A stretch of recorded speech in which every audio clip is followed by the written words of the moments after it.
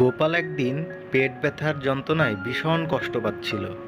সে এক ভীষণ যন্ত্রণায় অস্থির হয়ে সে রাজসভাতেই শুয়ে পড়ে বলতে লাগলো, দোহায় মা কালী, আমার পেটের যন্ত্রণা কমিয়ে দাও মা। এ যন্ত্রণা আর সহ্য করতে পারছি না। মা, মাগো, আমার যন্ত্রণা ভালো করে দাও। আমি 7 দিনের মধ্যে তোমার কাছে জোড়া পাঠা বলি দেব।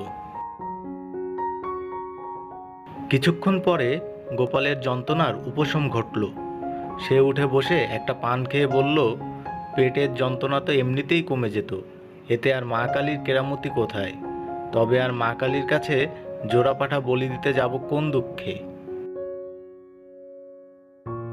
গোপাল দিব্যি খোশ মেজাজে গল্প করতে লাগলো, কিন্তু আবার কিছুক্ষণ পরে ভীষণ যন্ত্রণা শুরু হলো।